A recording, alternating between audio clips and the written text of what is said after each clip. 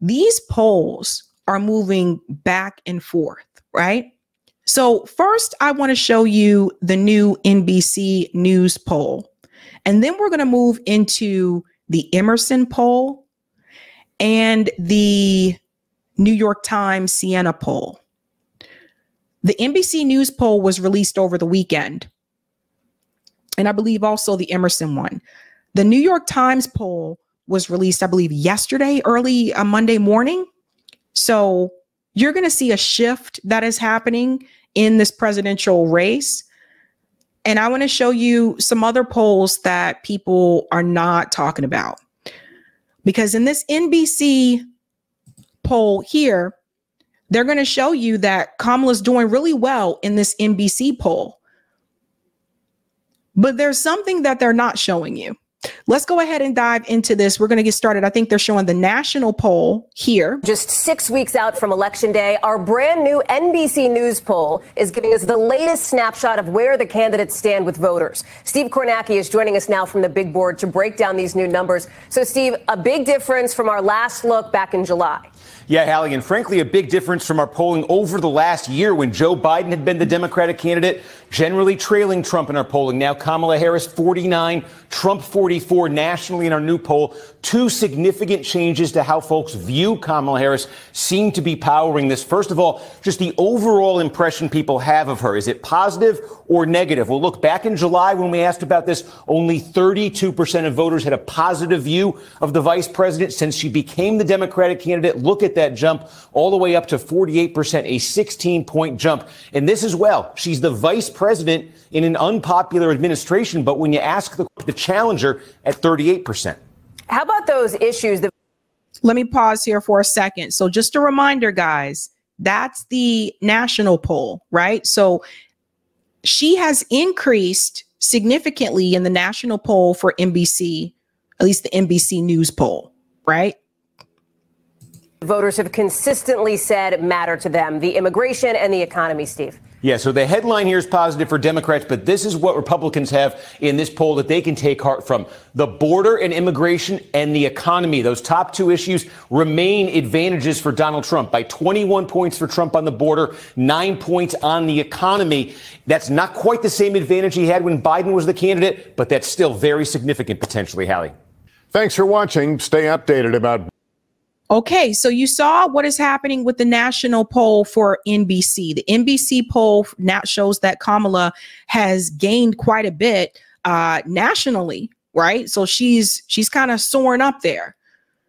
But I noticed something. I saw some people show that poll, but they didn't show you the other polls. So on this show, I like to show you different polls. I like to show you the ones that show her doing well, but I also like to show you the ones that show Trump doing well. Like I show you different polls so that you can see, you know, it's not the same across the board. It depends on where the poll is coming from.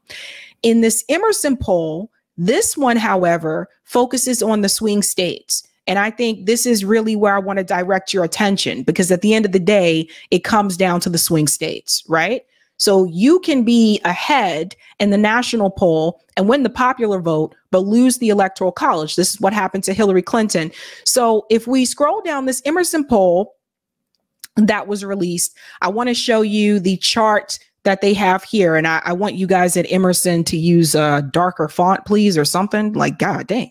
I'm gonna need you guys to use better font, because I don't know what's happening with the font that you choose to use, but I'll hover over it for you guys so you can see it a little bit better.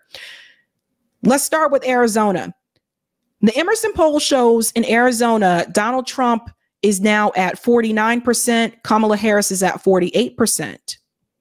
For Georgia, Donald Trump is at 50%. Kamala Harris is at 47%. In Michigan, Kamala is at 49%. Donald Trump is at 47%. Nevada shows a tie. Interesting. North Carolina shows Kamala Harris at 49%. Donald Trump at 48%.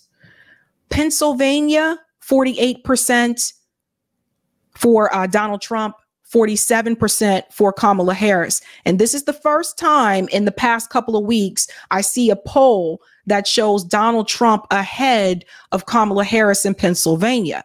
This is why it's important that you see different polls that come out around the same time, because they don't all have the exact same, right? And you got to think about the margin of error as well.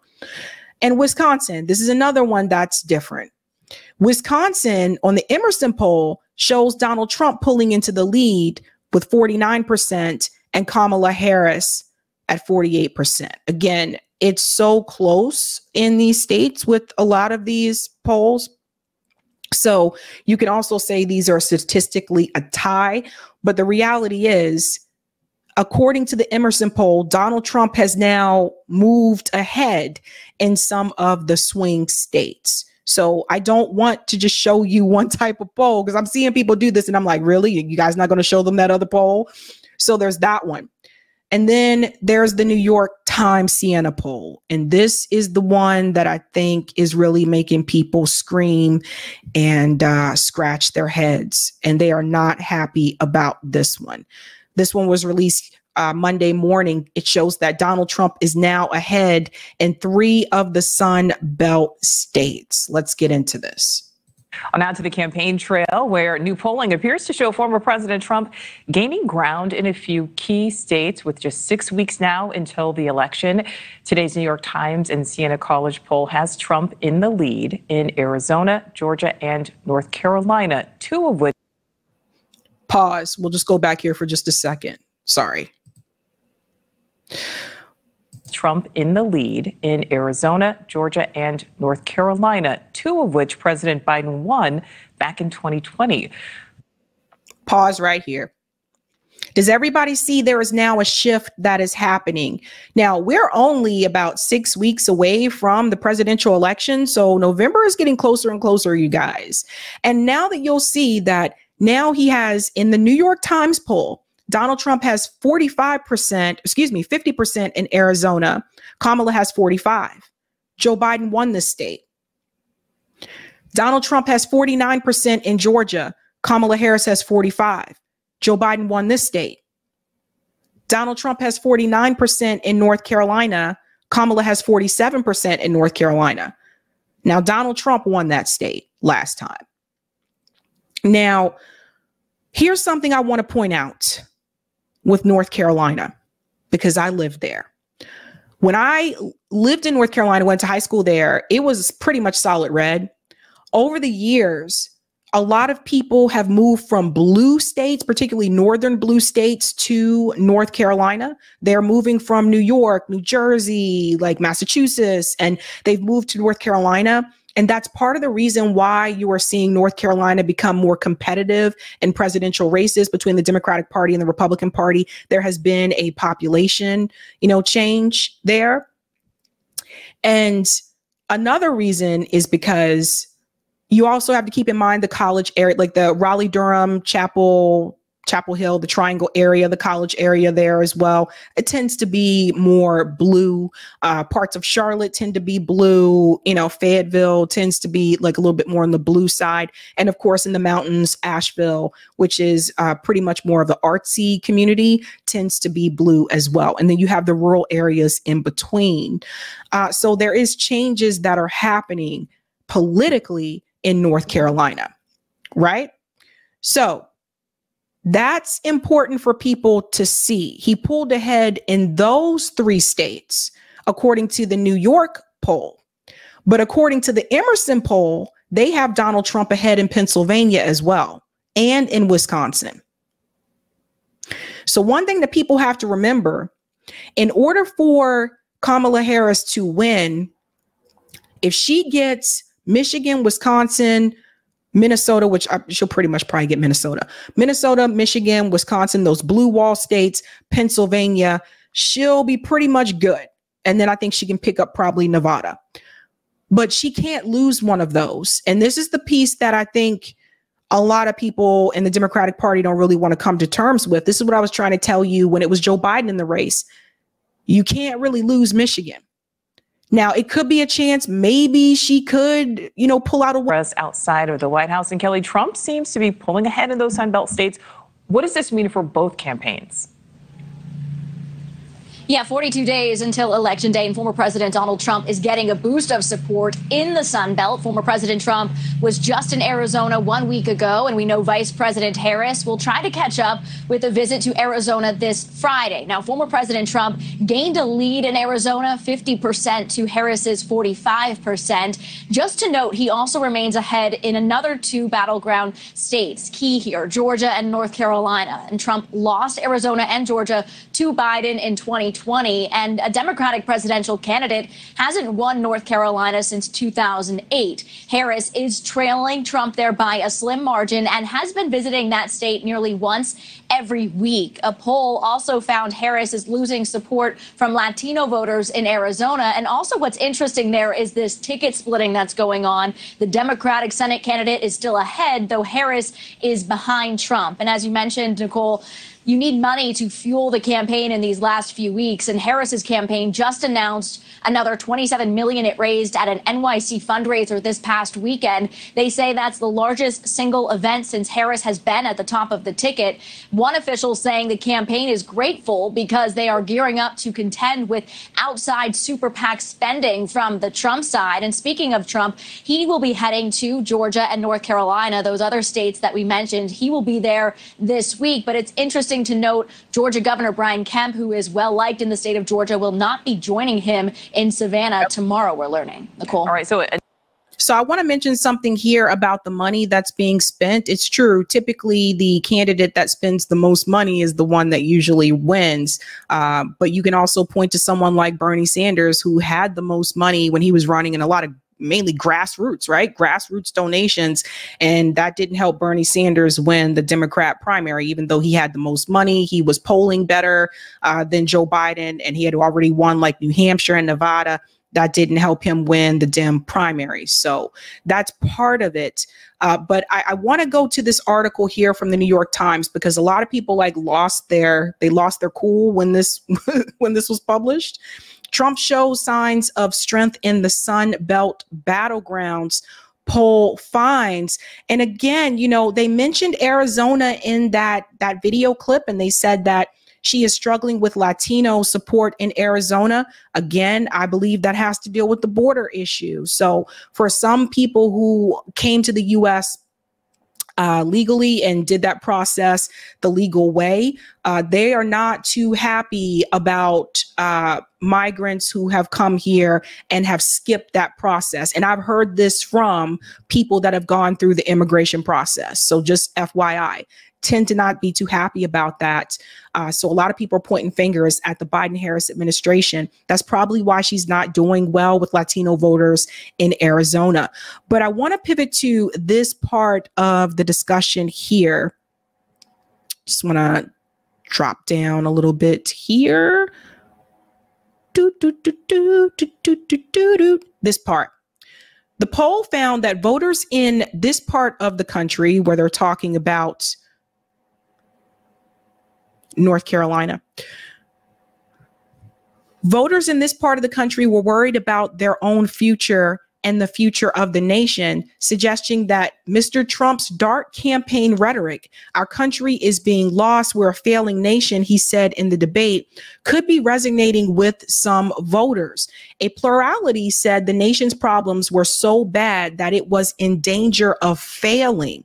Republicans were much more likely to hold that unsettled view of the future Democrats than Democrats. 72% to 16%. So they're talking about the future there. And then there's another chart I want to show you how the polls compare. So you can look at these polls side by side. The New York Times Siena poll, which I just showed you, shows Trump +5 in Arizona, +4 in Georgia, +3 in North Carolina. The polling average, you can see across the board, Trump +2, Arizona +2, Georgia, and him and Kamala even in North Carolina. And then if we scroll down here, you can see the other polls: Emerson, Signal, Political. Quinnipiac doesn't have, these two don't have a poll for Arizona, a new one just yet. Data Orbital and CNN. But if you notice across the board, look who's the one that's mainly gaining. It's Donald Trump. Kamala gains with the Quinnipiac poll +3 for North Carolina, and she gains +1 with the CNN poll in Georgia. But mainly across the board, Donald Trump is the one that is gaining right now. So we are seeing another shift happen with these polls. And then there's something else, and I think Democrats need to hear this. Shout out to Case Study QB for this one. There is still this issue that Kamala's campaign is struggling with, and that is the Black vote. And I know some people are excited, and I'm going to show you these numbers, and you're going to see them, and you're going to say, oh, that's a great amount of support for Black voters, but not when I compare them to her predecessors. Shout out to Case Study QB for this. Majority of Black swing state voters back Harris, but young Black Americans not committed to the Democratic Party. Let's get into it here. There are new polls that are giving Democrats a real boost of optimism about where they stand in their battle against Donald Trump. But a recently released Howard University poll reveals that some red flags are there, and it's not just for November, but also for the future of the Democratic Party. First, let's get into the good news. The poll of Black voters in 7 key battleground states showed overwhelming support for Kamala Harris. 82% for Harris versus 12% for Trump, with 6% undecided or choosing a third party.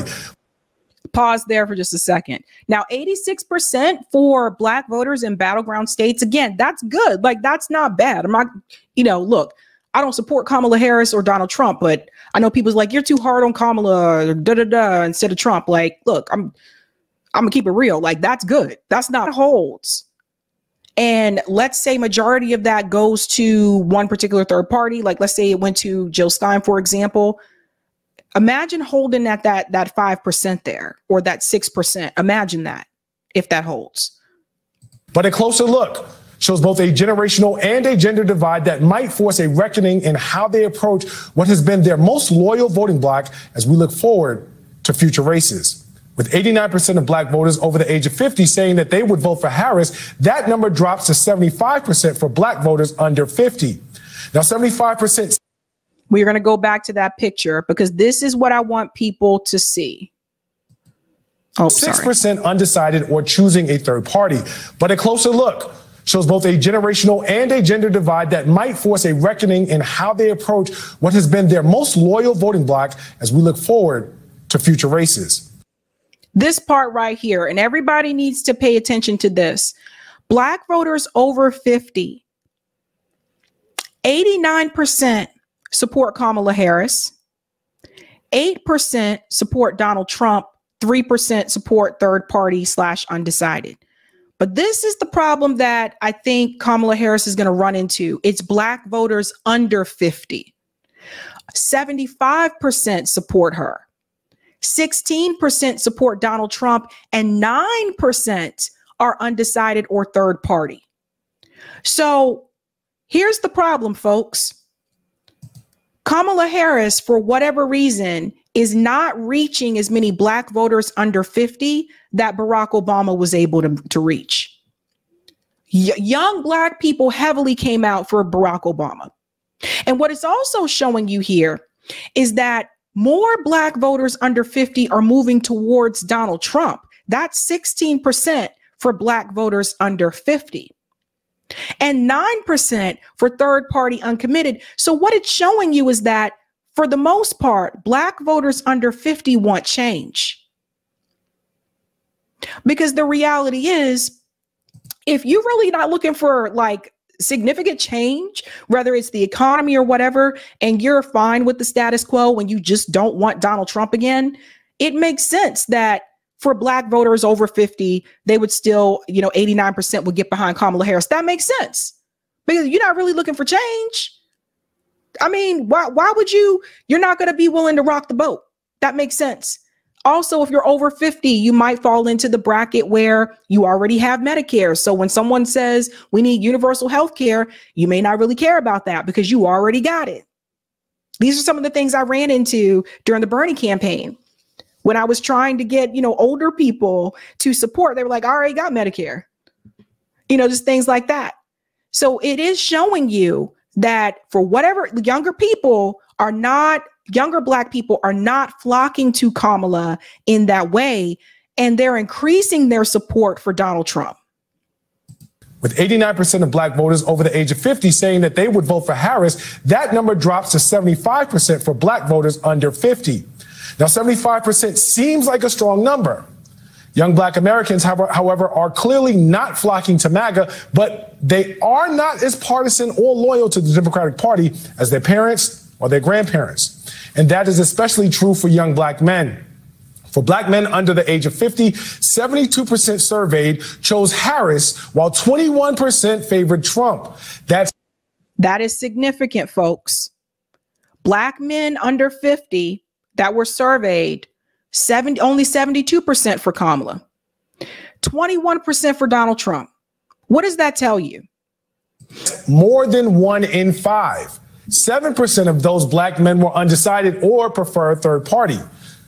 28% of young Black male voters say that they will go for Trump or someone else over Harris, and that should be a 5-alarm fire for Democrats. Because for decades, winning national elections has meant running up huge margins with Black voters for Democrats. On Tuesday, at the National Association of Black Journalists panel in Philadelphia, Vice President Kamala Harris was specifically asked about young Black male voters. Here's what she said. I think it's very important to not operate from the assumption that Black men are in anybody's pocket. Black men are like any other voting group. You got to earn their vote. So I'm working to earn the vote, not assuming I'm going to have it because I am Black, but because the policies and the perspectives I have understands what we must do to recognize the needs of all communities. And I intend to be a president for all people. So what is happening here with Black men? And I don't like people voter shaming. I really don't like people voter shaming, but I really, really don't like people voter shaming Black men because they are, some of them are deciding not to support Kamala Harris. I think people should be independent and have their own mind and get out of these boxes and do what they feel is best for them and their situation and their community. And I think there's something that needs to be said here. For quite some time, the Democratic Party has, kind of reached out to Black women. Stacey Abrams was notorious for reaching out to Black women to get them to register to vote and come out and support Biden in 2020. She did a good job. I ain't gonna hate, she did a good job getting out the numbers out. But where was that same, energy for Black men? Where was that same outreach? When we talk about policies that people are focused on, it may be easier for Kamala Harris to recruit more women because one of the policies that she's talking about is obviously that overturn of Roe v. Wade, which does impact women. But then on the other hand, you may have Black men who kind of sit on the side and may feel somewhat neglected. And they're like, well, what about us? What about the policy positions that are going to help us? And they're not hearing that from Kamala's campaign. And I think this is a big part of the problem. Now, you're going to see that here when we get to the gentleman that he brings on the panel. Let me bring them. Let's just go forward. I want you to hear what, of course, Simone Sanders had to be there, but I want you to hear what this guy says, because I think Democrats need to understand that, I do see it too. I do feel like you're kind of neglecting Black men and focusing really heavily on Black women when it comes to Black voters. And then it also seems like when Black men speak up about what they want policy wise, there is this sense of shaming towards them, like, how dare you? And Nina Turner was saying this recently. I agree with her on this position. She was saying this recently in an interview at the DNC. She said that the Democratic Party has started to emasculate Black men. And, I don't think too many dudes okay with that. And they're probably just like, hey, what about us? co-director of Black Men Lead, Trymaine Lee, my co-host, MSNBC correspondent, and my partner with on MSNBC special, Black Men in America, The Road to 2024, currently streaming on Peacock. And, of course, Simone Sanders Townsend, my friend and co-host of The Weekend, as well as a chief spokesperson for Vice President Harris, as well as the co-host of the upcoming MSNBC special Black Women in America, The Road to 2024, premiering on September 29th right here on MSNBC. Simone, before we get started, I think I speak for Trymaine and myself in saying that we are both super excited to see you and Melissa carry the torch around Black Women in America, and very excited to see what you guys have cooking. But I want to start with the men. Because this is a conversation where we've been getting a lot of heat. Phil, I feel like this sort of notion around young Black voters who have decided to shift their allegiance to Donald Trump because of the stimulus check has become a little tired and overblown. And I think that there may be other reasons why Black men are looking elsewhere. But I'm curious, with the work that you're doing with Black Men Build, for example, that we've discussed right here on the show, have you found that to be the case? No. So first off, I want to thank you for having us back on. I'm really happy to be on here with Trymaine and Simone. Black Men Build just completed a 10-city tour where we talked to thousands of Black men who are feeling overlooked and not considered in the political discourse in this country. This notion that Black men are seeking another option, or Black people are seeking another option because of a check, is put forward by bad faith actors to paint a story about Black men that is very simplistic. I think, and what we've seen as we traveled across the country, is that people feel, rightfully so, that the Democratic Party has proven to be woefully insufficient for the moment in a lot of different cases, in a lot of different subjects.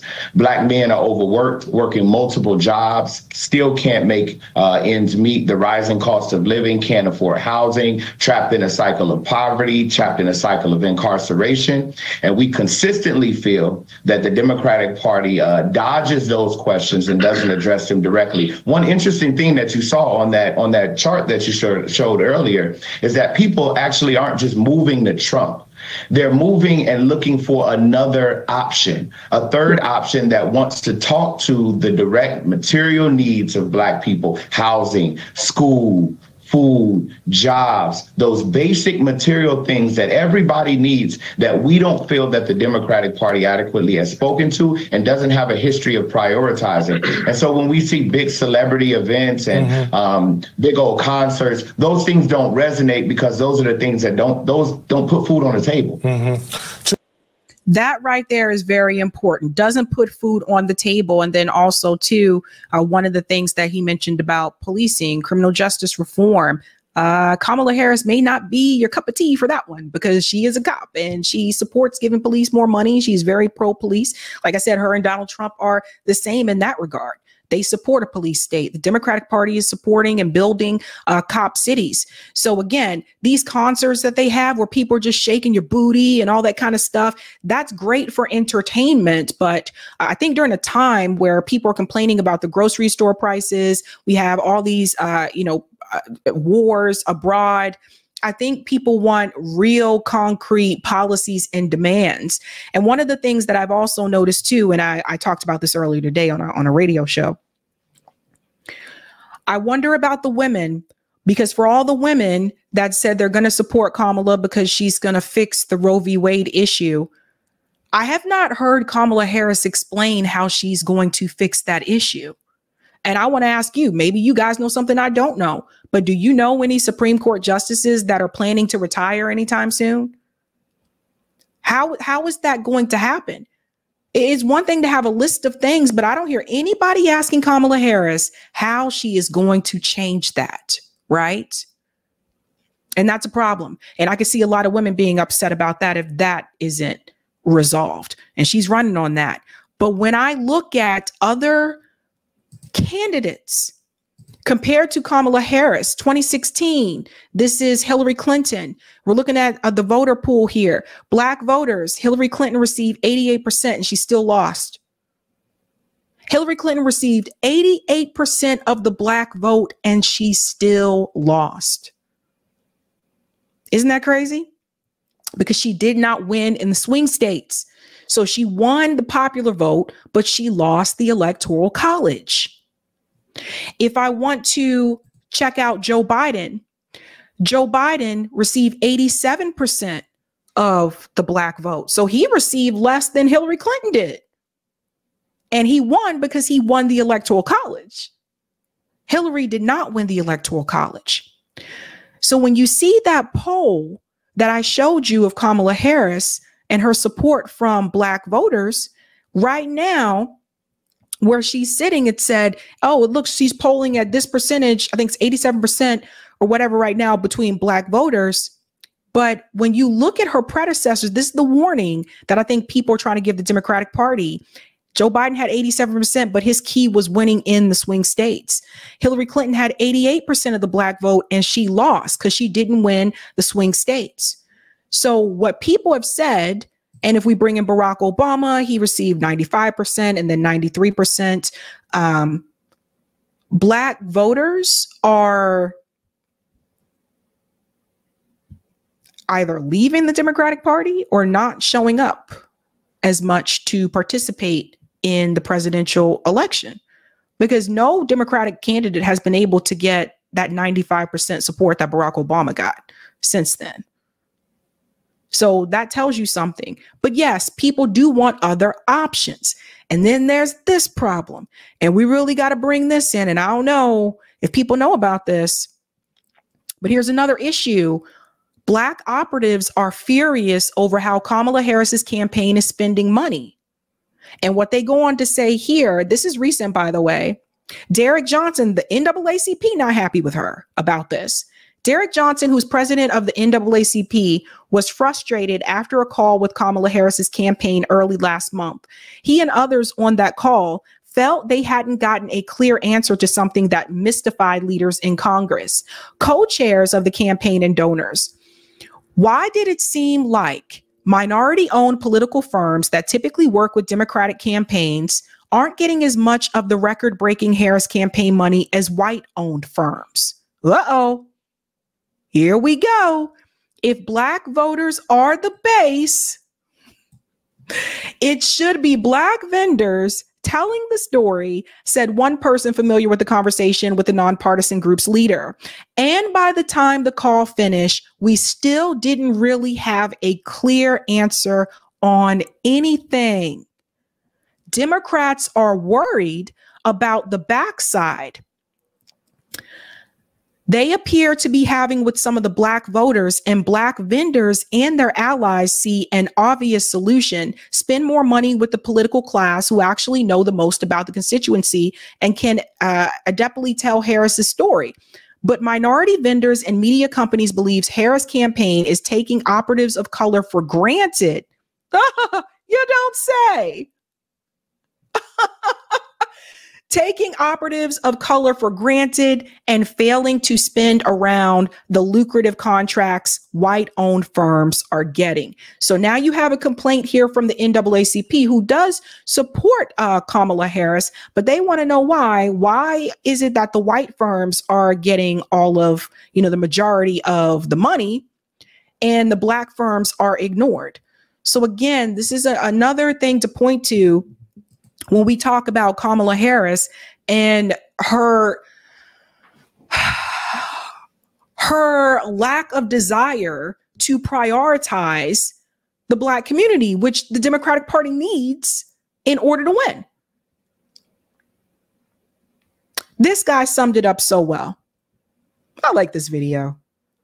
These TikTok vids just crack me up. I'm about to ask y'all a question, and I'm so serious when I say this.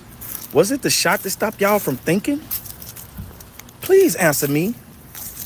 Please. Because it's not one competent person right now in the whole entire Democratic Party to answer one question for her. Nobody got sick of her saying the same shit and say, Kamala, I'm tired of you losing for us, and handed her a piece of paper. Y'all handed millions of dollars to Megan Thee Stallion and Quavo to shake their heads and tell you they in the streets. But you can't get a fucking answer out of your vice president? You mean to tell me y'all don't have a competent writer to write her an answer that She be reading from note cards, and she still never answers. This shows me everything I need to fucking know about the entire Democratic Party. Y'all are batshit crazy. It ain't no way in a motherfucking world you can vote for some shit like this. She haven't said nothing. Not a goddamn thing worth voting for. You ask her about what she gonna do with the inflation, and she's currently VP. Let me say that again. She's currently VP. You ask her what she's gonna do about inflation, and she tell you this long, drawn-out story about her mama being a middle-class citizen, working hard from the bottom up, and that has nothing to do with 2024. She take you all the way back to 1960. Y'all stupid as a motherfucker. So I guess that pretty much sums it up there. But it's interesting. Again, like I said, Kamala, you know, from what I've seen, she's an empty suit. And I think more people are starting to notice that. The more interviews that she does, I think it becomes even more apparent. But those polls, man, they're just going back and forth and back and forth. But there's something to be said there that people want more options. And I'm one of those people, damn it.